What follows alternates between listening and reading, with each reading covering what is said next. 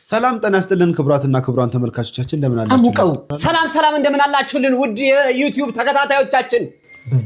ሰላም ጤና ይስጥልን ክቡራትና ክቡራን የዩቲዩብ ተመልካቾቻችን እንደምን አላችሁልን? ዛሬም እናንተን ይመክራሉ፣ ያስተምራሉ እንዲሁም ይገስጻሉ የምንላችሁ ቪዲዮዎች ሰብሰብ አድርገን ለእናንተ ይዘንላችሁ መተናል። ከቪዲዮቹ ጋር አብረናችሁ የምንቆየው እኔ ግስላው እንዲሁም እኔ ተሙ ንጉሴ ከካሜራው በስተጀርባ ቅመሚት አንድ ላይ በመሆን ነው። እስከ ፕሮግራማችን ፍጻሜ አብራችሁ እንድትቆዩ ከወዲሁ እንጋብዛለን። የስድስት ሰዓት ዜና ነው ያከረከው። ስንሳውን ዜና እየጠበቁ ነው። ቪዲዮውን ከመጀመራችሁ በፊት እንደተለመደው የላይክ ምልክቷን ትጫኑልናላችሁ። በመቀጠል ምን ሆኖ ነው ዛሬ ልጅ የት ነበርክ? በመቀጠል የደውል ምልክቷን በመጫን በቃ አታውሩን እንዴ? አትጩህ። መጮህ እኮ አይደለም ዋናው የምታስተላልፈው ኢንፎርሜሽን ነው እንዴ። ሰዎቹን ሊያስተኛቸው ነው እንዴ? አይደለም እንዴ? ኧረ ቢያንስ ፈገግ በል እኮ ፈገግላ ያበዳሪ እኮ ነው የምትመስለው። እስከ ቪዲዮ ፍጻሜ አብራችሁን ቆዩ። ዛሬ ካካተትናቸው እንግዲህ አጃይብ ከሚያሰኙ ቪዲዮዎች መካከል የሀገራችን ብርቅዬ ባለሀብት የሆነው ወርቁ አይተነው ቲክቶከሯን ከሷታል። ለምን ከሰሰ? እንዴት ተከሰሰች? በምንስ ጉዳይ ተከሰሰ? ይዘነው መተናል። ታዋቂው ላይቭ ስትሪመር ናሆም ፎንቲ ቲክቶከሩን አሳስሮታል። የታሰረው ቲክቶከርስ ማን ነው? በዚህ ቪዲዮ አካተንላቸዋል። ኮሜዲያን እሸቱ መለሰ ለተሰነዘረበት ክስ ምላሽ ሰጥቷል። ምላሹስ ምንድን ነው? ክሱስ ምንድን ነው? ጠቅላላ አድርገን ይዘንላቸዋል። ሳገባ አንደኛ ሚዜ የሆነችኝ የልብ ጓደኛዬ ከባሌ ወለደች። ከቪዲዮቻችን ጋር አብራችሁን ቆዩ። ዳይ ወደ ቪዲዮ። ታዋቂው ባለሀብት ለምን ከሰሰ? ዜናውን አይተን እንመለስና የራሳችንን ምልከታ ጀባ እንላቸዋለን። ታዋቂው ባለሀብት ወርቁ አይተነው በኖርዌይ በቲክቶከሯ ሄለን ደሳለኝ ላይ ክስ መሰረቱም። ፍርድ ቤት በቲክቶከሯ እገዳና የገንዘብ ቅጣት ጥሏል። በኖርዌይ ትሬንዳላግ ወረዳ ፍርድ ቤት በታዋቂው ባለሀብት አቶ ወርቁ አይተነው ላይ የሐሰት ስም ማጥፋት ዘመቻ አካሂዳለች በተባለችው ቲክቶከሯ ሄለን ደሳለኝ አዶ ላይ አስቸኳይ ጊዜያዊ እገዳ አስተላለፈ። ተከሳሿም በቲክቶክ ላይ አቶ ወርቁ አይተነውን በክሱ ላይ በስም የጠቀሰ ቫይረስ አለበት በማለት በሐሰት መወንጀሏ ተገልጿል። ወርቁ አይተነው ኤችአይቪ እንዳለበት እኮ የነገርሽኝ አንቺ ነሽ። ሁሉም ሀገር እንኳ ያውቋል ያልሽኝ አንቺ ነሽ። ወርቁ አይተነው ኤችአይቪ ያለበት አልሽ፣ ተሸካሚ ነው እኮ አልሽ። አረ በእናታችሁ ገና አመት ማውራው ነው ያለው። እስቲ ማን ነው የትኛው እንትና እንደሚያስቆመኝ ያለው። በተጨማሪም በሴቶች ላይ የወሲብ ጥቃትና ከባድ አካላዊ በደሎችን ፈጽሟል የሚሉ ቪዲዮዎችን አሰራጭታለች። ከዚህም ሌላ ለምን 25 የቲክቶክ አንበሶችን አትገዛልኝን በማለት የገንዘብና የስጦታ ማስገደድ ሙከራ አድርጋለች ተብሏል። ባለሀብቱ የዱባይ መኖሪያ ፍቃድ ያላቸው ሲሆን ይህ የመኖሪያ ፍቃድ ከቫይረሱ ነፃ መሆናቸውን በሚያረጋግጥ ህጋዊ የጤና ምርመራ ላይ የተመሰረተ ነው።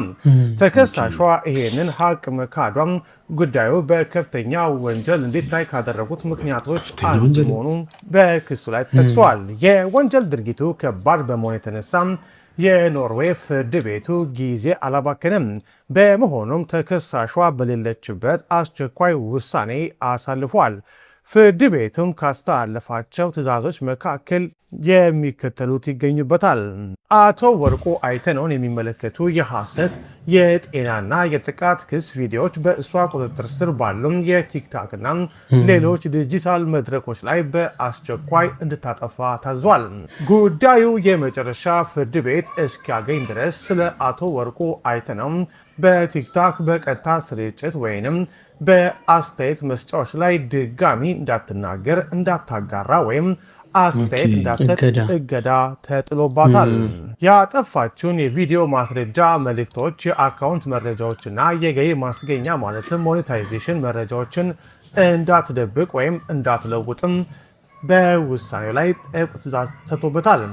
በራሷ አካውንት ብቻ ሳይሆን በሶስተኛ ወገን በኩል ተጽዕኖ ፈጥራም የባለሀብቱን ስም እንዳታነሳም ተከልክላለች።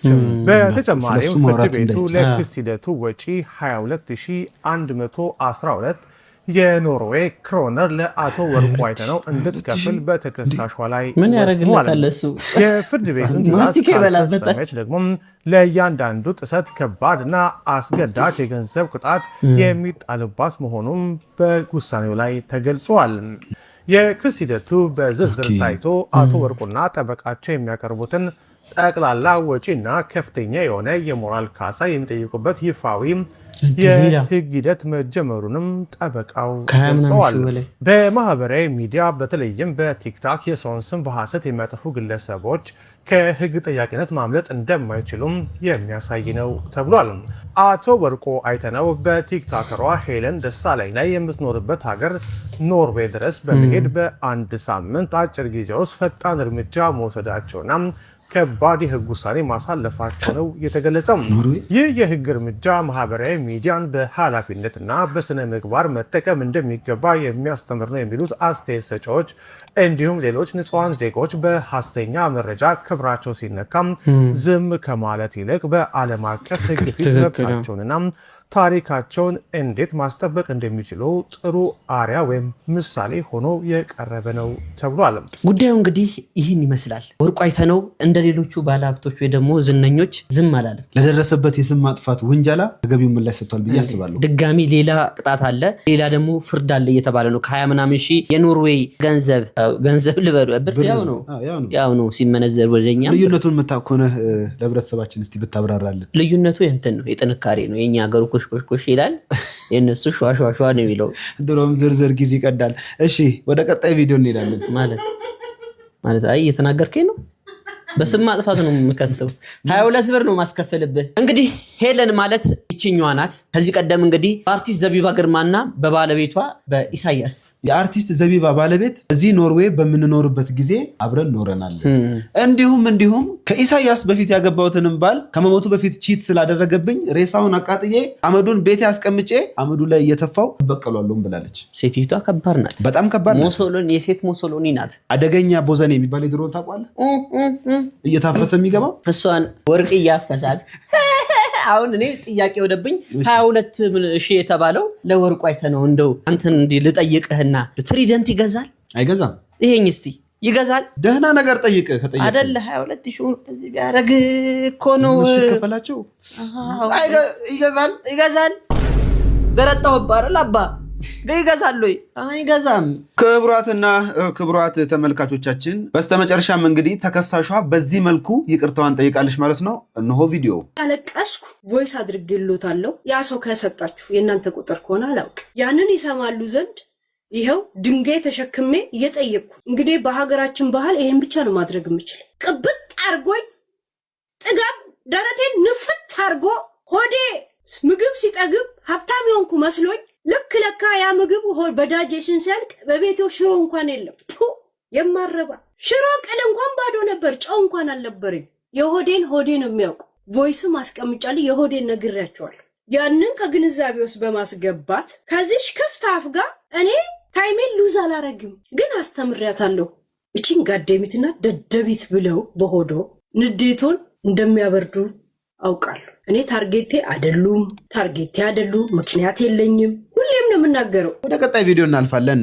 በቀጣዩ ቪዲዮችን የምንመለከተው ጉዳይ የኮሜዲያን እሸቱን ጉዳይ ይሆናል። ኮሜዲያን እሸቱ እንግዲህ ከዚህ ቀደም በዋናው አካውንታችን ሰርተላችሁ ነበረ። ከገዳማውያን አባቶች ክስ ቀርቦበት ነበረ። ክሱም ምን የሚል ነው? ለዋልድባ ገዳም የንጹህ ውሃ ቁፋሮ ለማድረግ የሰራውን ቪዲዮ አባቶች ይመለከቱትና የተሰራበት መንገድ ልክ አይደለም፣ ወደ ዓለማዊነት የገባ ነው በሚል እግረኛው ሚዲያ ላይ ቀርበው ቅሬታቸውን ያሰማሉ። ለዚህ ቅሬታቸው የሚሆን መልስ ኮሜዲያን እሸቱ መለሰ ምላሽ ሰጥቷል። ከራሱ አንደበት እንስማ። የዋልድባ አብረንታንት ገዳም አባቶች ኮሜዲያን እሸቱ እባላለሁ። በቅርቡ በዋልድባ ገዳም ዙሪያ በሰራነው ዶክመንተሪ ቪዲዮ በአባቶች የተነሱ ጥያቄዎችና ቅሬታዎች ስላሉ ለዛ እንግዲህ የምንመልሰውን ለመመለስ፣ ይቅርታ የምንጠይቀውን ለመጠየቅ፣ የምናስረዳውን ለማስረዳት እንደ ልጅነታችን አባቶቻችን እንዳይቀየሙን እንዳያኮርፉን ከእግዚአብሔርን በረከት እንዳናጣ በጣም በርካታ ነጥቦች ተነስተዋልና ለነዛ መልስ ለመስጠት ነው ቪዲዮን የሰራ ነው። በዋልድባ ዳልሻ ኪዳነ ምሕረት ያለውን የመጠጥ ውሃ ችግር ለመቅረፍ በሀገረ ስብከቱ ሊቀ ጳጳስ በብፁዕ አቡነ እስጢፋኖስ በተጻፈልን ደብዳቤ 3 ዓመት በቃልና በደብዳቤ በቆየ ወረፋ መሰረት ነው የውሃ ችግር መኖሩን በደንብ አድርገው ጠቅሰው ቢሰራላቸው ደስተኛ እንደሆኑ ጠቅሰው ይህንን ደብዳቤ ወደ ዶንኪቲው ጽፈዋል። ሌሎችም የሚያስፈልጉ መስፈርቶችና ደብዳቤዎች በሙሉ ከተሟሉ በኋላ ነው ወደዚህ ገዳም ለስራው ይሄድ ነው። እንግዲህ አባቶቻችን ካነሱት ጥያቄ በጣም ብዙ የወሰድነው ትምህርት አለ። እንዲሁም ደግሞ በይፋ ይቅርታ ልንልም የምናምንበት ጥፋት አለ። የመጀመሪያው የአባቶቻችን ጥያቄ ይሄ ነው። ብዙ አህዛቦች መነጋገር ያድርገውታል። ከዛ አንጻር የተነሳ ስለ ቋርፍ የተነሳ ትችት አለ። በአባቶች ላይ እስከ መሳለቅ ድረስ የተገለጸበት መንገድ ይመስለኛል። ማስታወቂያ የሚሰራው አካል ያሳየው ገጽታ ነው እንግዲህ ለትችት ያበቃው ብዬ ነው የማስበው። ስለዚህ ቋርፍ እንዴት ይሰራል፣ እንዴት ይበላል፣ ማንኛውንም ነገር መጠየቅ ያለበት ማነው? ገዳማውያን አባቶች ናቸው። በነገራችን ላይ በቋርፍ ጉዳይ የተነሳው ሀሳብ ምንድነው? የአባቶች አይነ ምድር ነው ተብሎ ነው ሶሻል ሚዲያ ላይ በጣም ሲወራ የነበረው። ጉዳዩ በጣም ስህተትና እንዲሁም ትክክል እንዳልሆነ የእምነት አባቶችን አስረድተዋል። አሁንም ኮሜዲያን እሸቱ በማስረዳት ላይ ይገኛል። እንግዲህ አባቶቼ በረከታችሁ ይድረሰኝ። እኔ ልጃችሁ እንዲህ አይነት የቤተክርስቲያን ስራዎችን ከዚህ ቀደም እግዚአብሔር ፈቅዶልን በሱ ቸርነት በድንግል ማርያም አማላጅነት የተወሰኑ ቪዲዮዎችን ሰርተናል። ከዚህ በፊት በሰራናቸው ቪዲዮ ሁልጊዜ ለማድረግ የምንሞክረው ወደ ቤተክርስቲያን ወደ ገዳም ስንሄድ እዛ ስፍራ ያሉት ሰዎች ገና ለገና የልማት ጥያቄ ስላላቸው የገንዘብ እርዳታ ስለጠየቁ ዝም ብሎ ገንዘብ ጠያቂ ወይ እንደሚለምኑ ብቻ እንዲታዩ አንፈልግም። ሁልጊዜ የምንፈልገው ጀግንነታቸው እንዲታይ፣ ትልቅነታቸው እንዲታይ፣ ክብራቸው እንዲታይ። ኢቭን ይህን የልማት ጥያቄ ወደኛ የሚያመጡት እግዚአብሔር ከነሱ በረከት እኛን ሊያሳትፈን ሊያድነን እንደሆነ ተመልካች ሁሉ እርግጠኛ እንዲሆን እንፈልጋለን። ከዚህ በፊት የሰራናቸውን ስራዎች በምሳሌ ባነሳ ለንደን ላይ በሰራ ነው የጸርሐ ጽዮን ማርያም ቤተክርስቲያን ቪዲዮ ላይ ያሳየ ነው የውጭ ዜጎች እንኳን ሆነው ምን ያክል ለተዋህዶ ፍቅር እንዳላቸው ምን ያክል ከኛ በላይ ቤተክርስቲያንን እንደሚራቡ እንደሚጠሙ ነው እንጂ ለህንፃ ማስጨረሻ ስጡን ብለው እንደሚለምኑ አይደለም። ቪዲዮውን ስናየው እንዲሰማን የፈለግ ነው። እግዚአብሔር ፍቅሩ ያም ተሳክቶልን ያ ነገር እንደዛ ሆኗል። በኳታርም ስንሄድ የኳታር ስላሴን ቤተክርስቲያን መጀመሪያ ዶክመንተሪ ስንሰራ ብሎ ልመና ሳይሆን ምን ያክል ጀግና እንደሆኑ የሰው ቤት እየሰሩ አርብ ከሰው ቤት በምትሰጣቸው ረፍት ሌሊት ላባቸው እንደወንዝ እየወረደ እንጀራ እየጋገሩ እንጀራ በወጥ ሸጠው ቤተክርስቲያን የገነቡ ቤተክርስቲያን የራባቸው ጀግና እንደሆኑ ለማሳየት ሞክረናል።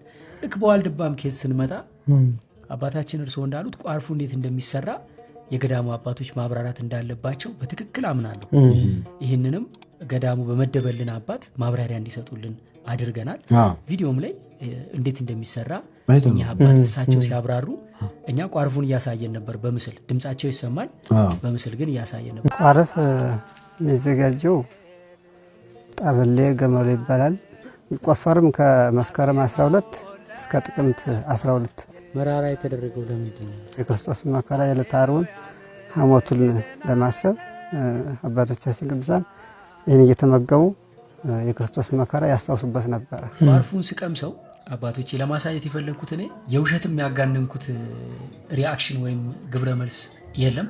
በትክክል በእውነት ቋርፉ ያለውን ምሬት ለመብላት የሚከብድ እንደሆነ እዚህ ጋር ለማሳየት የፈለግኩት እኛ የላመ የጣመ እየበላን ከተማ ላይ ምግብ መወዳደሪያ ነው አባቶቼ። እኛ ዛሬ 1000 ብር ምግብ ከበላን ነገ የ3000 እና 4000 ብር ውድ ሆቴል ሄደን ለመብላት ነው የምንመኘው። ኢቭን የበላነውን ነገር ፎቶ አንስተን ሶሻል ሚዲያ ላይ እንለቀዋለን።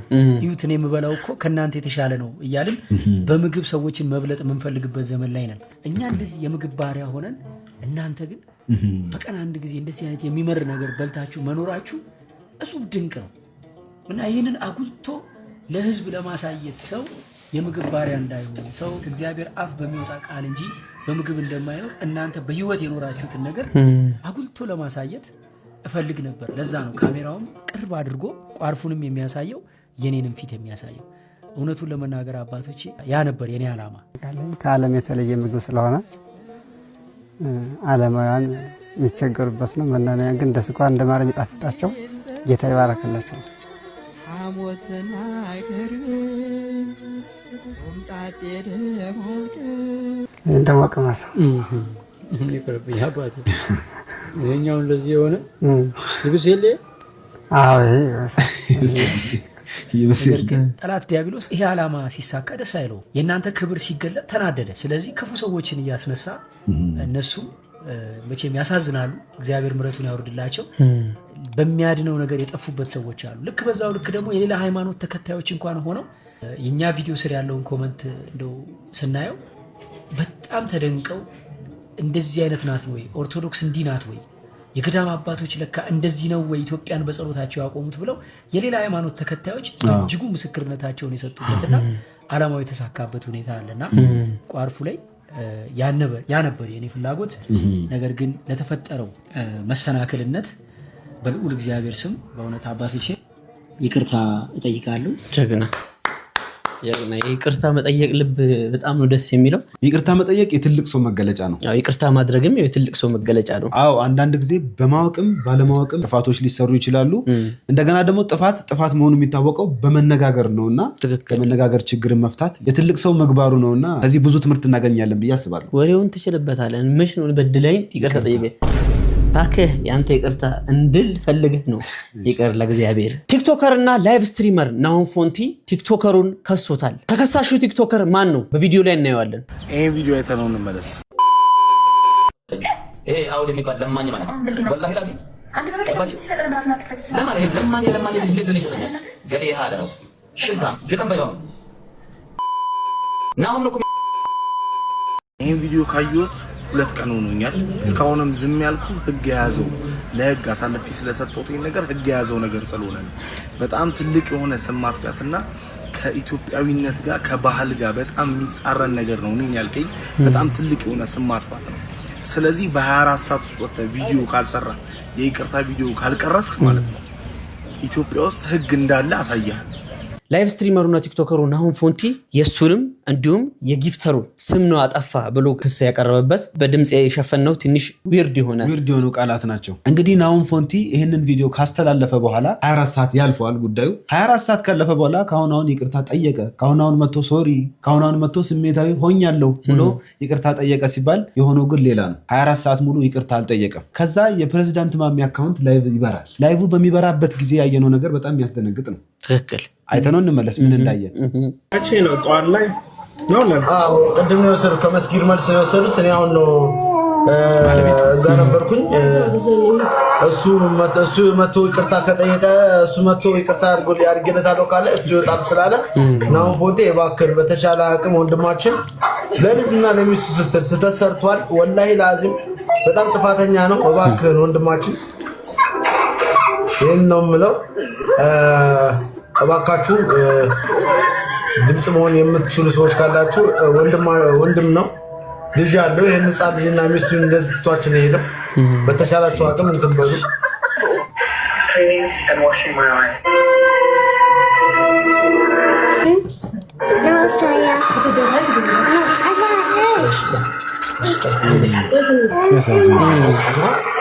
ሁላችንም የይቅርታ ጥያቄ መጠየቅ አለብን ለልጁና ለሚስቱ ስንል። ፕሬዝዳንት ማሜ ታስሯል።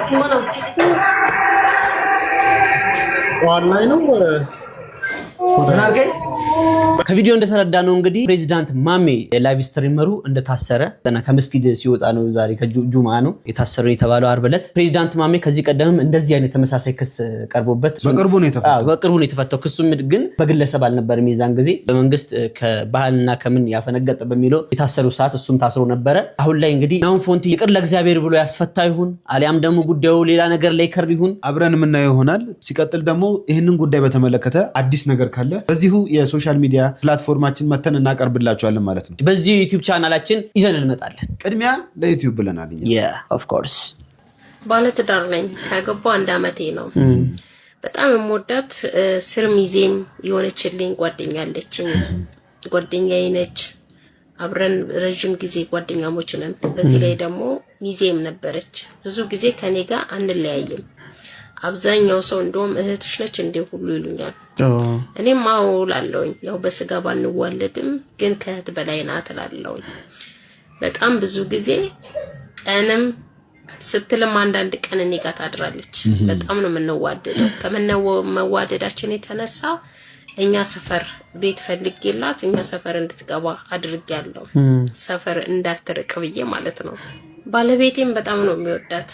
እንደውም ብዙ ጊዜ ምን ነው ሊሆን አንዳንድ ቀን ከቀረች ምን ነው ቀረች፣ ለምን ቀረች፣ ምን ነው ጠፋች በጣም ነው የሚለኝ ደጋግሞ ማለት ነው። እና አንድ ቀን አመማት። ምን ሆንሽ ነው ምናምን መሰላት። አይ ዝም ብዬ ምናምን አለችኝ። እንዲህ ያለ ቀናቶች ወራቶች መጡ። የሆነ ቀን ሰውነቷ በጣም ጨመረብኝ። ምን ሆንሽ ነው ውዴ ምናምን አልኳት። ስላት አይ እንጃ ምን እንደሆንኩኝ ይሄ ነገር ኪሎሽ እየጨመረ ነው መቀነስ አለብሽ። አረ ሰውነትሽ ተበላሸ፣ ቅርጽሽ ተበላሸ አልኳት። እሺ አጠፋዋለሁ ስፖርት እሰራለሁ አለችኝ። እኔም እሺ ምናምን አልኳትና ዝም አልኳት። ግን ቀን አይቀርምና የሆነ ቀን ሆዷ በጣም ገፋብኝ። ጓደኛዬ ምንድነው ሆድሽ አረገሽ እንዴ አልኳት። እንደ ቀልድ ነበር። እሷም ድንገት ነው ካፏ መልጣት አው አለችኝ።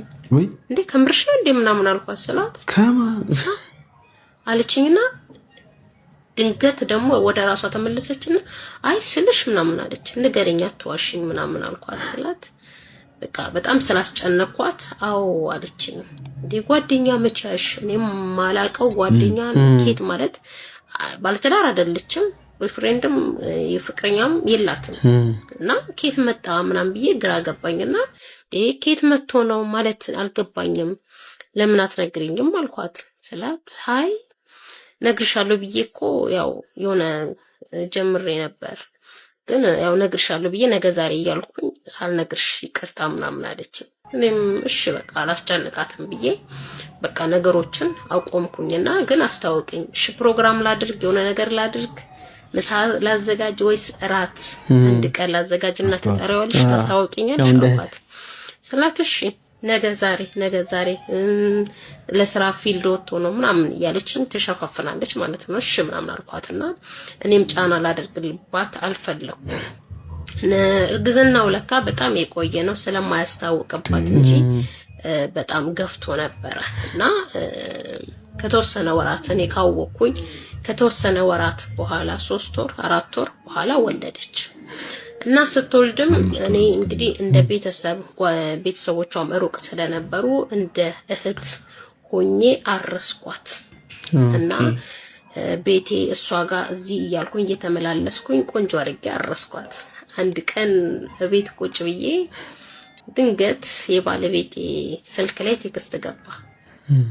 ከዛን ሻወር እየወሰደ ነበርና ስልኩን አንስቼ ቼክ ሳደርግ ማሬ እኔም ልጅህም ናፈቅን እኮ ምን ነው ቀረ የሚል ቴክስት ነበር። ማመን የከበደኝ ስልክ ቁጥሩን ሳይ የሷ ነው፣ ስሙ ግን በሌላ ስም ነበር የተያዘው እና ምንም አላልኩኝም። ጸጥ ብዬ ዝም አልኩኝ፣ ቁጭ አረኩኝ እና ሲወጣ እንደወጣ ስልኩን ቼክ አደረገ። ቴክስቱን አየ። እኔ መጣው አንዴ ቆይ ውዴ የሆነ ቦታ መሄድ አለብኝ ብዬው ወጣውን ቀድሜው የሆነ ቦታ ተደብቄ ሳይ እሱም ኳላይ ተከትሎ ወጣና እሷ ጋር ገባ። እጅ ከፍንጅ አስቋቸው። ጓደኛዬ የምወዳት የቅርቤ ብዙ ነገር ሳማክራትና ስንመካከር የነበረች ጓደኛዬ አብሮ አደጌ የባሌ ግምት ነበረች። ከሱ ነው የወለደችው። ምን ላድርግ? አንድ የኔ ፎሎወር የሆነች በውስጥ የጻፈችልኝ ታሪክ ነው። ምን ታድርግ? ከባድ ነው አይደል? በጣም እኔ ማመን ነው የከበደኝና ምን ታድርግ? እቺ ሴት ግራ ገብቷታል። አልነገረቻቸውም። ኢቭን ማለት ደረሰችባቸው፣ አየቻቸው። የሆነ እንዳልገባው ሰው ነው የሆነችው እና ግራ ገብቷታል፣ ዞሮባታል። ወላ በጣም ስለከበዳት እያመማት ነው። አሁን እዚህ ሀሳብ ላይ እኔ ብሆንስ ብለን እንግዲህ ሀሳባችንን እንሰጣለን ማለት ነው። ሶስታችንም ቅመም እየሰማሽ ነው? አንቺ አሁን ሴት ናት። ከሴት እንጀምራ። ሌዲስ ፈርስት። እድል ሰጣችሁኝ አይደል ለዚህ ወሬ? አጥር ምጥናል። አመሰግናለሁ። አሁን ይህንን እዚህ ላይ ሆኖ ሀሳብ ለመስጠት ይከብዳል። እንደምናወራው ላይ ሆን ይችላል። ማድረግ ያለባት እኔ እንጃ በዛ ሰዓት ያየችውን ነገር ትታ ወጣ ወደ ፈጣሪዋ። ምናልባት ፈጣሪ ሌላ ያዘጋጀላት መልካም ነገር ሊሆን ይችላል። ይሄንን ያሳያት። ገብቷችኋል? ከፈጣሪዋ ጋር ስትቀርብ ይሄ የተፈጠረው ነገር ለመልካም እንደሆነ ትረዳ ይሆናል እንጂ የምታረጋቸው ነገሮች ምንም ጥቅም ያለው ነገር አይደለም። ሜቢ እነሱን ለህግ ልታቀርብ ወይ በእነሱ ላይ የሆነ አደጋ ለማድረስ ምናምን ብታደርግ መልሳ እራሷ የምትጎዳበት ነገር ነው የሚፈጠረው። ምክንያቱም እዚህ እሷ ልጆች አሏት። ትክክል። ልጆቿን ለማን ትታ ነው የምትሄደው?